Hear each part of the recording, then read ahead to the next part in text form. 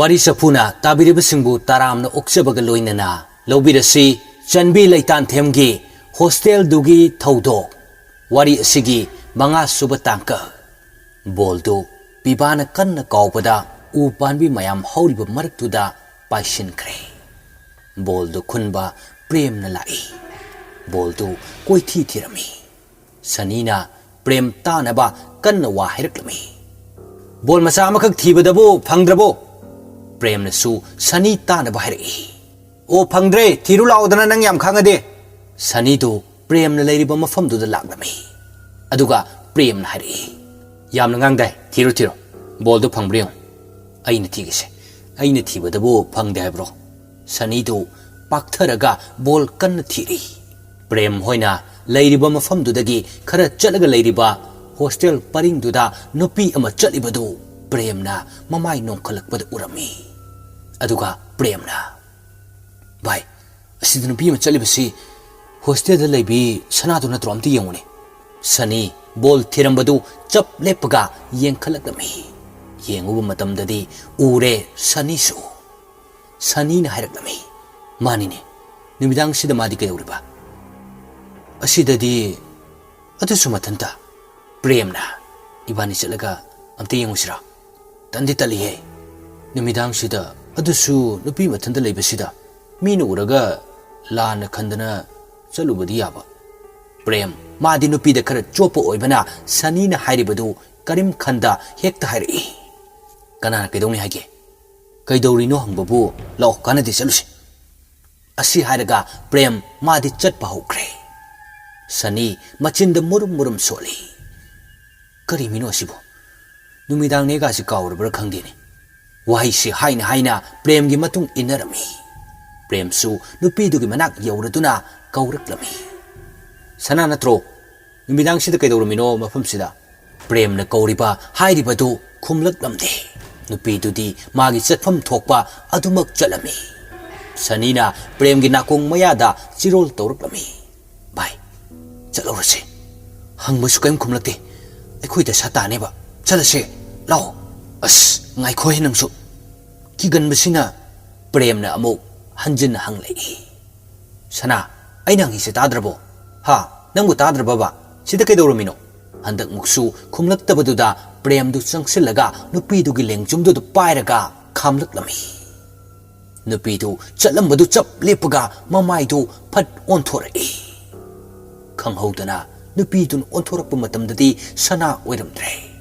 mamai tangkhai ama maina chakthekpagi musuk muna khamtekpa nupi amagi akiba saktam oiramle nupi du gi saktam du ubada prem du khangprek khangna maning hali sani di nupi du ubada kibana yadre masa pumba nikpa horklami makhong thangaga chenba phawba ngamlaktre prem du chen khige khana mamai leithoklaga chen gi tawbaga nupi du na prem gi khudangda pairaklami nupi du na prem gi ngaksam du tap lagatlaga laktana langki saphu du kan khibo oibana ujau amada yeshillaga takre prem du tawriba matau du ubada sani madi hena kikre sani du phamsit tawraga ukha abagi barumda sangsilaga lolami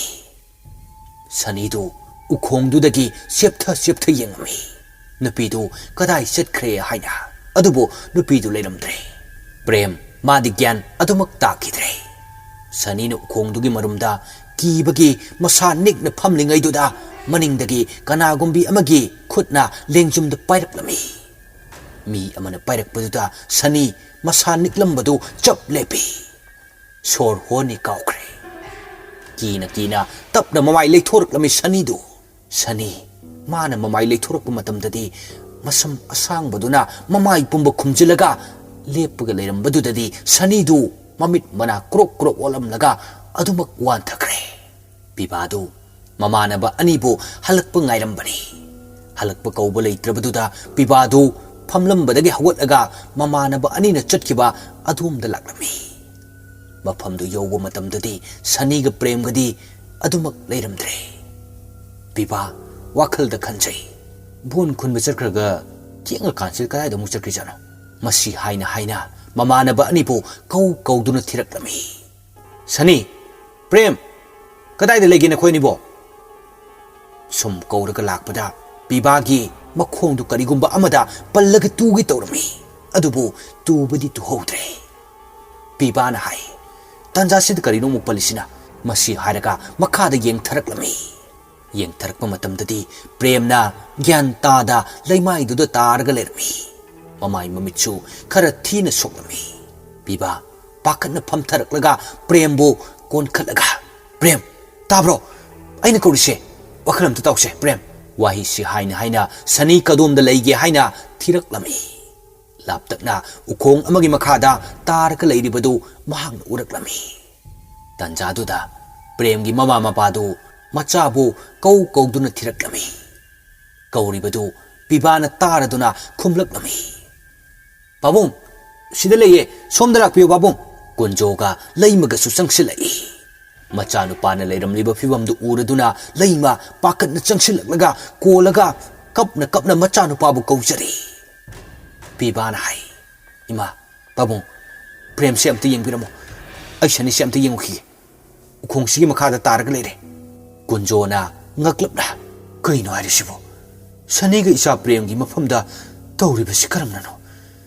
ꯄꯥꯕꯨꯡ ꯑꯩꯈꯣꯏ ꯑꯍꯨꯝꯁꯦ ꯕꯣꯜ ꯁꯥꯟꯅꯔꯝꯕꯅꯦ ꯕꯣꯜꯗꯨ ꯎꯔꯛꯇ ꯆꯪꯁꯤꯟꯈꯤꯕꯗꯒꯤ ꯄ꯭ꯔꯦꯝꯅ ꯍꯥꯟꯅ ꯕꯣꯜ ꯊꯤꯕ ꯆꯠꯈꯤꯕꯅꯦ ꯂꯥꯛꯃꯟꯗꯕꯗꯨꯗ ꯁꯅꯤ ꯑꯃꯨꯛ ꯆꯠꯈꯤꯕꯅꯦ ꯀꯨꯏꯔ ꯐꯥꯎꯕꯗ ꯃꯕꯥꯅꯤꯅ ꯍꯜꯂꯛꯇꯕꯗꯨꯗ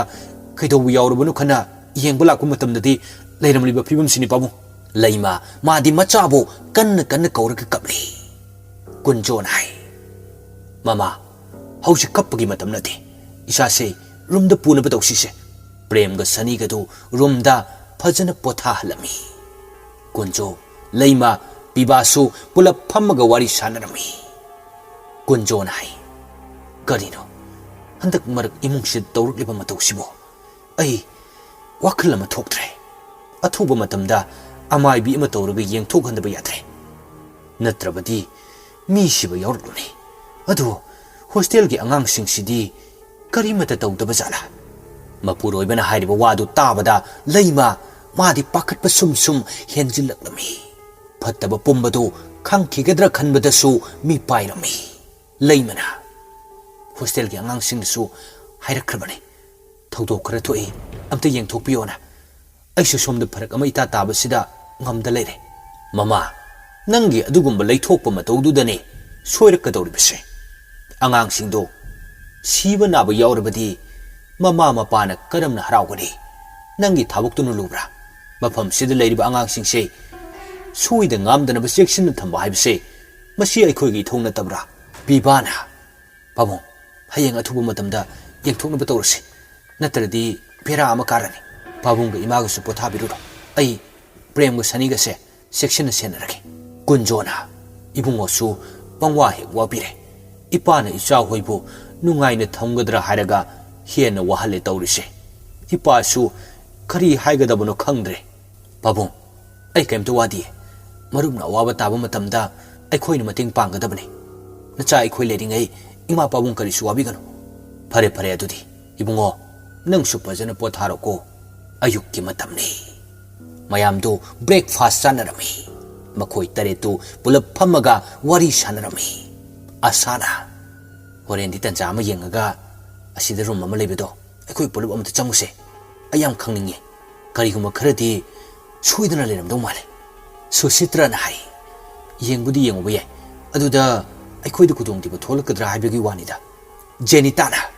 ꯐꯔꯦꯁꯦ ꯁꯤꯕ꯭ꯔꯥ ꯆꯪꯕ꯭ꯔꯥ ꯂꯥꯏꯕꯛ ꯆꯥꯡ ꯌꯦꯡꯁꯦ ꯑꯃꯨꯛꯇꯪꯗꯤ ꯆꯪꯉꯒ ꯌꯦꯡꯉꯁꯤ ꯃꯐꯝꯗꯣ ꯄꯨꯔꯅꯤꯃꯥꯅ ꯍꯥꯏꯔꯛꯏ ꯑꯁ ꯑꯩꯗꯤ ꯇꯜꯂꯤꯗ ꯆꯪꯗꯣꯏꯁꯦ ꯑꯩꯗꯤ ꯈꯔ ꯀꯤꯒꯟꯕꯅꯤ ꯃꯁꯥꯒꯤ ꯑꯣꯏꯅ ꯑꯁ ꯂꯦꯝꯕꯤꯅ ꯀꯩꯝ ꯇꯧꯔꯣꯏꯁꯦ ꯑꯩꯈꯣꯏ ꯇꯔꯦꯠꯅꯦ ꯀꯔꯤꯝ ꯈꯜꯂꯨꯅꯨ ꯁꯣꯅꯤꯌꯥꯅ ꯑꯃꯨꯛ ꯍꯥꯏꯔꯛꯏ ꯑꯃꯨꯛꯇꯪ ꯆꯪꯕꯕꯨ ꯀꯩꯗꯧꯋꯦꯒꯦ ꯁꯤꯔꯒ ꯑꯩꯈꯣꯏ ꯄꯨꯂꯞ ꯁꯤꯃꯤꯟꯅꯔꯦꯗꯅ ꯁꯅꯥꯅ ꯑꯁ ꯅꯪꯁꯨꯕ ꯍꯩꯍꯩꯗꯕ ꯁ꯭ꯋꯥꯏ ꯂꯥꯎ ꯋꯥ ꯍꯦꯛꯇ ꯉꯥꯡꯉꯤ ꯅꯣꯏꯁꯤꯗꯤꯕ ꯑꯁꯥꯅ ꯍꯣꯔꯦꯟ ꯀꯣꯂꯦꯖ ꯉꯟꯅ ꯍꯟꯅꯔꯛꯎꯀꯣ ꯑꯁꯤ ꯍꯥꯏꯅꯔꯒ ꯃꯌꯥꯝꯗꯨ ꯂꯥꯏꯔꯤꯛ ꯄꯥꯕ ꯆꯪꯅꯈ꯭ꯔꯦ ꯁ꯭ꯇꯗꯤ ꯔꯨꯝ ꯑꯗꯨꯗ ꯋꯥꯔꯗꯦꯟꯗꯨ ꯂꯩꯃꯒꯤ ꯃꯅꯥꯛꯇ ꯂꯥꯛꯂꯝꯃꯤ ꯂꯩꯃꯅ ꯀꯔꯤ ꯂꯩꯔꯒꯦ ꯅꯤꯔꯣ ꯃꯦꯗꯥꯝꯒꯤ ꯅꯥꯛꯇ ꯂꯥꯛꯄꯕꯨ ꯃꯦꯗꯥꯝ ꯑꯩꯁꯦ ꯌꯨꯝꯗ ꯑꯝꯇ ꯆꯠꯆꯔꯨꯈꯤꯒꯦ ꯃꯁꯤ ꯍꯥꯏꯒꯦ ꯇꯧꯕꯅꯤ ꯀꯩꯗꯧꯕ ꯌꯥꯎꯔꯒꯦ ꯌꯨꯝꯗ ꯏꯃꯥꯗꯣ ꯃꯁꯥ ꯉꯝꯗꯦꯅ ꯄꯥꯎ ꯍꯥꯏꯔꯛꯄ ꯑꯗꯨꯒꯤ ꯆꯠꯂꯨꯒꯦ ꯇꯧꯕꯅꯤ ꯍꯌꯦꯡ ꯑꯌꯨꯛꯇꯣ ꯉꯟꯅ ꯂꯥꯛꯆꯒꯦ ꯃꯦꯗꯥꯝ ꯍꯣꯏ ꯍꯣꯏ ꯆꯠꯂꯨꯔꯣ ꯑꯉꯥꯡ ꯃꯌꯥꯝꯒꯤꯗꯤ ꯀꯔꯤꯝ ꯈꯜꯂꯨꯅꯣ ꯑꯩ ꯁꯦꯟꯅꯔꯝꯃꯒꯦ ꯏꯃꯥꯗꯣ ꯐꯖꯅ ꯌꯦꯡꯕꯤꯔꯝꯃꯣ ꯅꯪꯅ ꯌꯨꯝ ꯆꯠꯂꯤꯉꯩꯗꯨꯗꯀꯣ ꯍꯣꯏ ꯃꯦꯗꯥꯝ ꯑꯗꯨꯗꯤ ꯑꯩ ꯆꯠꯅꯕ ꯂꯣꯏꯁꯤꯟꯖꯔꯨꯈꯤꯒꯦ ꯍꯣꯏ ꯋꯥꯔꯗꯦꯟꯗꯨ ꯁ꯭ꯇꯗꯤ ꯔꯨꯝꯗ ꯆꯪꯂꯛꯂꯒ ꯍꯥꯏꯔꯛꯂꯝꯃꯤ ꯑꯉꯥꯡꯁꯥ ꯑꯩ ꯌꯨꯝꯗ ꯉꯁꯤ ꯆꯠꯇꯕ ꯌꯥꯗ꯭ꯔꯦ ꯍꯌꯦꯡ ꯑꯌꯨꯛ ꯍꯜꯂꯛꯀꯅꯤ ꯑꯗꯨꯅ ꯅꯣꯏ ꯃꯌꯥꯝ ꯐꯖꯅ ꯂꯩꯔꯝꯃꯨꯀꯣ ꯃꯦꯗꯥꯝ ꯂꯩꯃꯗꯣ ꯍꯣꯔꯦꯟ ꯂꯥꯛꯀꯅꯤ ꯄꯥꯖꯔꯣ ꯂꯥꯏꯔꯤꯛꯇꯣ ꯑꯁꯤ ꯍꯥꯏꯔꯒ ꯋꯥꯔꯗꯦꯟꯗꯨ ꯊꯣꯛꯈ꯭ꯔꯦ ꯃꯈꯣꯏ ꯅꯨꯄꯤ ꯇꯔꯦꯠꯇꯨ ꯇꯥꯟ ꯆꯥꯔꯦ ꯍꯥꯏꯕꯒꯤ ꯃꯇꯥꯒꯨꯝ ꯑꯣꯟꯁꯤꯟꯅꯔꯒ ꯅꯣꯛꯃꯤꯟꯅꯔꯝꯃꯤ ꯉꯥꯏꯍꯥꯛ ꯂꯩꯕꯒ ꯋꯥꯔꯗꯦꯟꯁꯨ ꯆꯠꯈꯤ ꯄ꯭ꯔꯦꯝꯒ ꯁꯅꯤꯒꯁꯨ ꯍꯤꯗꯥꯛ ꯆꯥꯕꯗꯒꯤ ꯈꯔꯗꯤ ꯐꯔꯦ ꯅꯨꯄꯥ ꯑꯍꯨꯝꯗꯨ ꯐꯝꯃꯒ ꯋꯥꯔꯤ ꯁꯥꯟꯅꯔꯝꯃꯤ ꯄ꯭ꯔꯦꯝꯅ ꯑꯩꯗꯤ ꯉꯔꯥꯡꯒꯤ ꯊꯧꯗꯣꯛꯇꯣ ꯃꯪꯒ ꯆꯞ ꯃꯥꯟꯅꯩ ꯄꯤꯕꯥꯅ ꯍꯥꯏ ꯑꯩꯅ ꯍꯦꯟꯅ ꯉꯛꯂꯤꯕꯗꯤ ꯍꯧꯖꯤꯛꯄꯨ ꯀꯗꯥꯏꯗꯒꯤ ꯊꯋꯥꯏꯅꯣ ꯁꯤꯅꯤ ꯅꯠꯇ꯭ꯔꯒ ꯃꯐꯝꯁꯤꯗ ꯇꯝꯊꯤꯕ ꯃꯤꯍꯥꯠꯀ ꯂꯩꯈꯤꯕ ꯖꯥꯠꯂꯥ ꯑꯝꯇꯪ ꯌꯦꯡꯊꯣꯛꯄꯗꯤ ꯐꯩꯀꯣ ꯚꯥꯏ ꯃꯐꯝꯁꯦ ꯁꯨꯃꯥꯏꯅ ꯁꯨꯝ ꯂꯩꯔꯕꯗꯤ ꯁꯤꯔꯣꯏ ꯍꯥꯏꯅꯤꯡꯉꯥꯏ ꯂꯩꯇꯦ ꯄꯤꯕꯥꯒꯤ ꯋꯥꯍꯩꯗꯨꯗ ꯐꯠꯇꯕ ꯊꯕꯛ ꯇꯧꯔꯨꯕ ꯑꯣꯏꯕꯅ ꯄ꯭ꯔꯦꯝ ꯃꯁꯥꯗꯨ ꯄꯥꯈꯠꯂꯞ ꯇꯧꯔꯝꯃꯤ ꯃꯇꯝꯅ ꯁꯨꯝ ꯍꯧꯖꯤꯟꯈꯤꯕꯅ ꯄꯨꯡ 4 ꯇꯥꯔꯛꯄ ꯑꯗꯨꯋꯥꯏꯗꯅꯤ ꯅꯨꯄꯤ ꯇꯔꯦꯠꯇꯨ ꯄꯨꯜꯂꯒ ꯋꯥ ꯈꯟꯅꯔꯝꯃꯤ ꯂꯦꯝꯕꯤꯅ ꯉꯁꯥꯏ ꯍꯥꯏꯅꯕꯗꯣ ꯍꯧꯖꯤꯛ ꯆꯪꯉꯨꯔꯁꯦ ꯉꯥꯏꯍꯥꯛ ꯂꯩꯔꯗꯤ ꯃꯦꯗꯥꯝ ꯂꯩꯃꯁꯨ ꯂꯥꯛꯄ ꯌꯥꯏ ꯑꯗꯨꯅ ꯍꯧꯖꯤꯛ ꯆꯪꯉꯨꯔꯁꯦ ꯃꯌꯥꯝ ꯀꯔꯤ ꯈꯜꯂꯤꯒꯦ ꯑꯁꯥꯅ ꯍꯥꯏ ꯍꯣꯏ ꯍꯧꯖꯤꯛ ꯆꯪꯉꯨꯔꯁꯦ ꯍꯣꯔꯦꯟꯗꯤ ꯐꯔꯛ ꯇꯥꯗꯧ ꯃꯥꯜꯂꯦꯕ ꯌꯥꯅꯕꯒꯤ ꯃꯇꯨꯡ ꯏꯟꯅ ꯃꯌꯥꯝꯗꯨ ꯔꯨꯝꯗꯨ ꯇꯝꯅ ꯂꯥꯛꯂꯝꯃꯤ ꯔꯨꯝꯗꯨꯅ ꯈꯨꯂꯥꯝ ꯇꯣꯏꯅ ꯀꯧꯕꯒꯨꯝ ꯐꯥꯎꯔꯛꯂꯝꯃꯤ ꯃꯈꯣꯏꯗ ꯔꯨꯝꯗꯨ ꯌꯧꯔꯗꯨꯅ ꯊꯣꯡ ꯍꯥꯡꯒꯦ ꯇꯧꯕꯗ ꯊꯣꯡꯗꯨ ꯁꯣ ꯂꯣꯜꯂꯒ ꯂꯩꯔꯝꯂꯦ ꯖꯦꯅꯤꯇꯥꯅ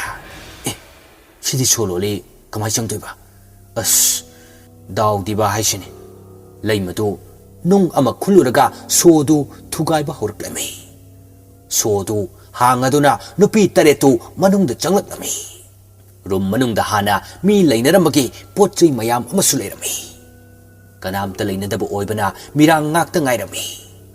ꯁꯨꯝ ꯀꯣꯏꯅ ꯌꯦꯡꯉꯛꯄ ꯃꯇꯝꯗꯗꯤ ꯀꯥꯆꯤꯟ ꯑꯣꯏꯔꯞꯅ ꯏ ꯀꯪꯁꯤꯟꯈꯤꯕꯒꯤ ꯂꯩꯔꯤꯕꯗꯨ ꯎꯔꯗꯨꯅ ꯂꯦꯝꯕꯤꯗꯨ ꯈꯔ ꯅꯛꯅ ꯆꯪꯁꯤꯜꯂꯒ ꯌꯦꯡꯂꯝꯃꯤ ꯂꯦꯝꯕꯤꯅ ꯃꯌꯥꯝ ꯁꯤꯗꯒꯤꯁꯦ ꯏ ꯀꯪꯁꯤꯟꯕ ꯑꯣꯏꯗꯧ ꯅꯠꯇ꯭ꯔꯣ ꯑꯝꯇ ꯌꯦꯡꯉꯨ ꯂꯥꯛꯑꯣ ꯃꯌꯥꯝꯗꯨ ꯂꯦꯝꯕꯤꯅ ꯍꯥꯏꯔꯤꯕꯗꯨꯗ ꯆꯪꯁꯤꯟꯅꯔꯛꯂꯝꯃꯤ ꯁꯅꯥꯅ ꯑꯁ ꯏꯁꯥꯁꯦ ꯀꯩꯅꯣꯝ ꯇꯧꯏ ꯊꯨꯛ ꯂꯥꯎꯏ ꯊꯣꯛꯑꯁꯦꯕ ꯑꯁ ꯃꯐꯝꯁꯦ ꯀꯩꯅꯣꯝ ꯏꯇꯧ ꯇꯧꯏ ꯀꯨꯏꯅ ꯂꯩꯊꯔꯗꯤ ꯐꯔꯛ ꯑꯃ ꯇꯥꯔꯅꯦꯕ ꯍꯣꯏ ꯊꯣꯛꯑꯁꯦ ꯑꯁ ꯑꯩꯁꯨ ꯍꯩꯅꯗꯕ ꯐꯥꯎꯔꯦ ꯇꯥꯟꯖꯥꯗꯨꯗ ꯅꯨꯡꯁꯤꯠꯁꯨ ꯀꯟꯅ ꯁꯤꯜꯂꯛꯂꯝꯃꯤ ꯃꯌꯥꯝꯗꯨ ꯊꯣꯛꯀꯦ ꯇꯧꯕꯒ ꯊꯣꯡꯗꯨ ꯒꯝ ꯊꯤꯡꯖꯤꯟꯈꯤ ꯇꯧꯔꯛꯂꯤꯕ ꯃꯑꯣꯡꯗꯨꯗ ꯅꯨꯄꯤ ꯇꯔꯦꯠꯇꯨꯗꯤ ꯀꯤꯕꯅ ꯌꯥꯗ꯭ꯔꯦ ꯔꯨꯝꯗꯨꯒꯤ ꯃꯊꯛ ꯋꯥꯏꯗ ꯅꯨꯄꯤ ꯑꯃꯒꯤ ꯈꯣꯟꯖꯦꯜꯗ ꯄꯦꯟꯅ ꯈꯥꯛꯅ ꯅꯣꯛꯂꯛꯂꯝꯃꯤ ꯁꯅꯥꯅ ꯊꯣꯡꯗꯨ ꯅꯣꯝꯃꯒ ꯍꯥꯡꯅꯕ ꯀꯟꯅ ꯍꯣꯠꯅꯔꯤ ꯑꯗꯨꯕꯨ ꯌꯥꯕ ꯀꯧꯕꯗꯤ ꯂꯩꯇꯦ ꯊꯣꯡ ꯁꯥꯡꯕ ꯌꯥꯗ꯭ꯔꯦ ꯀꯃꯥꯏ ꯇꯧꯗꯣꯏꯅꯣ ꯁꯣꯅꯤꯌꯥꯅ ꯄꯥꯈꯠꯅ ꯀꯩꯅꯣ ꯍꯥꯏꯁꯤꯕꯣ ꯊꯣꯡ ꯍꯥꯡꯕ ꯌꯥꯗ꯭ꯔꯗꯤ ꯑꯩꯈꯣꯏ ꯀꯃꯥꯏ ꯇꯧꯗꯣꯏꯅꯣ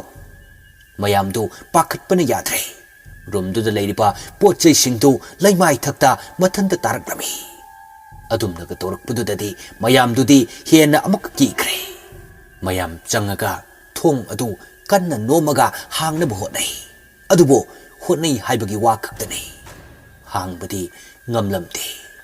ꯀꯟꯅꯁꯨ ꯂꯥꯎꯔꯝꯃꯤ ꯊꯣꯡ ꯍꯥꯡꯉꯣ ꯍꯥꯏꯅ ꯑꯗꯨꯕꯨ ꯀꯅꯥꯃꯠꯇꯅ ꯇꯥꯕꯤꯔꯝꯗꯦ ꯀꯥꯟꯅꯔꯔꯣꯏ ꯈꯜꯂ ꯃꯥꯜꯂꯦ ꯃꯌꯥꯝꯗꯨ ꯊꯣꯡ ꯅꯣꯝꯂꯝꯕꯗꯨ ꯂꯦꯞꯂꯒ ꯀꯥ ꯑꯗꯨꯕꯨ ꯀꯣꯏꯅ ꯌꯦꯡꯅꯔꯛꯂꯝꯃꯤ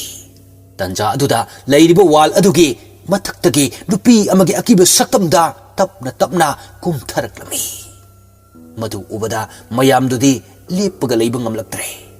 ꯊꯣꯡꯗꯨ ꯃꯄꯥꯟꯗꯒꯤ ꯀꯅꯥꯒꯨꯝꯕ ꯑꯃꯅ ꯈꯪꯍꯥꯡ ꯍꯥꯡꯗꯣꯔꯛꯂꯝꯃꯤ ꯊꯣꯡꯗꯨ ꯍꯦꯛ ꯍꯥꯡꯕꯒ ꯃꯍꯩ ꯆꯦꯟꯊꯣꯛꯅꯔꯝꯃꯤ ꯂꯩꯃꯅ ꯁꯥꯎꯅ ꯍꯥꯏꯔꯛꯏ ꯀꯔꯤꯒꯤꯅꯣ ꯅꯈꯣꯏꯅ ꯃꯐꯝꯁꯤꯗ ꯆꯪꯉꯝꯃꯤꯁꯦ ꯀꯅꯥꯒꯤ ꯑꯌꯥꯕ ꯌꯥꯎꯔꯒꯅꯣ ꯆꯪꯉꯤꯁꯦ ꯂꯦꯝꯕꯤꯗꯨ ꯂꯩꯃꯗ ꯇꯇꯨ ꯌꯦꯡꯉꯒ ꯀꯤꯅ ꯍꯥꯏꯔꯛꯏ ꯃꯦꯗꯥꯝ ꯀꯅꯥꯝꯇꯗ ꯍꯥꯏꯔꯝꯗ ꯔꯨꯝꯁꯤꯗ ꯀꯔꯤ ꯂꯩꯒꯦ ꯈꯪꯅꯤꯡꯕꯗꯒꯤ ꯆꯪꯕꯅꯤ ꯃꯦꯗꯥꯝ ꯑꯩꯈꯣꯏ ꯁꯣꯏꯈ꯭ꯔꯦ ꯃꯦꯗꯥꯝ ꯃꯇꯨꯡꯗ ꯑꯃꯨꯛ ꯍꯟꯅ ꯇꯧꯖꯔꯔꯣꯏꯒꯦ ꯂꯩꯃ ꯑꯗꯨꯃꯛ ꯁꯥꯎꯔꯒ ꯍꯥꯏꯔꯛꯏ ꯅꯣꯏ ꯃꯐꯝꯁꯤꯗ ꯂꯩꯔꯤꯕꯁꯤ nahi tamge leiribra aduga karigano sugumba thabak tawrise ha matungda amu hana thengnaba tarabadi na khoi loina mafam sidagi tathokani mayam du chap manana la le haijarami leimana yare room da chango chalo mayam du room da chatnakre mayam hek chatkibaga leima sor sangna amuktang hondok lami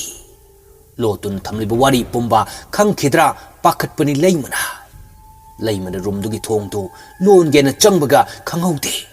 thong du gam launa lon kiba matau du da leima pakhatna maning khangan hali numidangi matamni mahi lairik panarami study room aduda tanza duda leima du changlak lami leiriba chair duda phamthai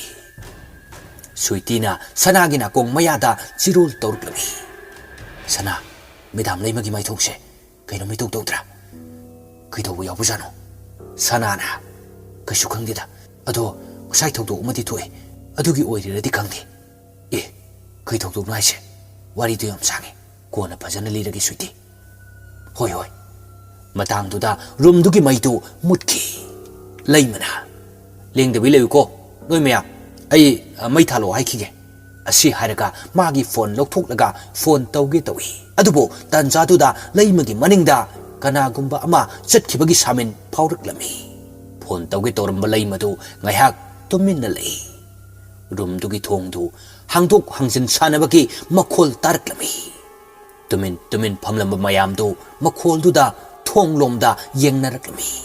aduga leimana kanana thong sanaribado thong sanarambadu chap lepkre phone tawraga mai thalo haikre leimana suitina sana toilet changninge amta changmina ruse sanana as nangsu tandi tan khidra pone kharanaga kiri kansida kaim toroi laoko itanta kamai chalo haino leimana angangsa larik paramuko airum phawo salukhige aduga amuk lake asi hairaga laklami sum lakpada maningda mi ama inarpagum phauruklami leima chalambadu chap lepaga maningda tapna onthuklaga yenglaklami adubu kanamtadi leiramde leimadu sor amuktang hondoklaga amuk chatpa howi handak muksu mi inarakpadawna tawbaduda hanna yengdabi adumak laklami leimadu leiriba istiartu kumthage tawbaga maningda sahum kanna mi ama chelakpadawna tawbaduda maningda khangon onthoklaga yengi dupi amagi saktamda mamai pumba khumjalaga lepaga leirambaduda leima madi pakhat khraduna kanna lauraga maning hanbada istiarduda onthaраklami prem mamanaba aniduga teres mathakta wari sanarambani kanna laukibagi makol tabaduda nupa ahumdu hawulaga kanano khanna makhada yengtharaklami gyan mangaga taraga leiriba mamadu uraduna prem pakatna ima haina kauruklami ahumdu makhada kumthagena thong hangi tawi adubo thong dudi hangbu yaramde sanina bai thong sangbu yadre premna kaino haise masi haraga thong adu hangna bhonai adubo yaba kaubudi leiramde bibana thong sima pandagine lolise kamai tawdino ima du kuina leiradi yararuye premna hai akhoi amtanam khairase ngamri ngasise masi haraga ahum do pulap thong adubo nam khaige tawbaga thong adu masa matomta fat hangjarkami nupa ahum do sapu kanna thong nam khaige tawrambadu thong du khangang hangtorakpaduda ahum du pulap thong gi wangbada tusilami saniga bibagadi hawgutlaga chatpa hawi prem du hawgut ke tawbaga makhong da kanagumba amana pharaklami premna bai agi khongse phakre ai chatpa ngamdre wahai duda chatlamba mamanaba ani du prem gi manakta lagami prem gi makhong phariba misak tudi uba ngamlamde sanina bai kanamta suleite aduga kamaina khong pharino masi harga prem gi makhong adubo jingni adubo ngamde kanna phakibu oibana mamanaba anina phana kanna jingnaba honarabasu adumak ngamlamde mafamdudagi prembu jingaga puba horami madautuda saniga pibagadi ngakpana sulore प्रेम बुसु फाना बहुत नहीं कुंजोना मचानु पाबु कौ कौदुना थिरकलमी बुंगो ताब्रो कायदा लेगे नंगबो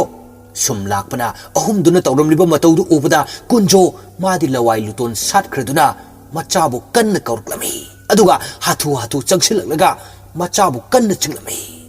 प्रेमबु फारिबदु थादोरकलमी कुंजोना बुंगो कइनो नंगना तौरमलिबा मतौसिबो पाबुं कोन सानरसि इमा तो मखादा हा नमा कइदौरगे बुंगो इपाबुसु ग्यान दालो पाबुं लाओ मखादा मसी हारगा प्रेमदु मखादा हाथु हाथु कुमथरकलमी लेहौरिबा अहुमदसु प्रेमगी मतुंग इनरकलमी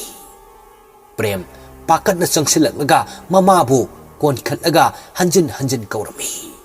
कुंजो मादी अंगकपदा अंगकपा अमा हाइबदु ओइख्रे कुंजोना बुंगो हौसिक मदुगी मतम नत्रे नमाबु हॉस्पिटल पुनब तौसी ऐ गाड़ी थौदोरगे नंग नमासि पुरो पिबाग सनीगदा ओनसिलगा हाइरकलमी सनी पिबा इचा अनिने खर वाबी बतारे मफम सिसु मी लेतबदी यारोय अदुना इचा अनिने खर सेनबिरमो यारदी हलकनब तौगे पिबाना बाबू अदुगिदी कयम खनबिगनो अखोय अदुम सेनजरमगे इमाबो सोइद ngamदनब होनबिरो होय होय अदुदी अखोय चलुखिगे को होय बाबू वारी सिगी मथंगी पार्ट ngaimiनसी।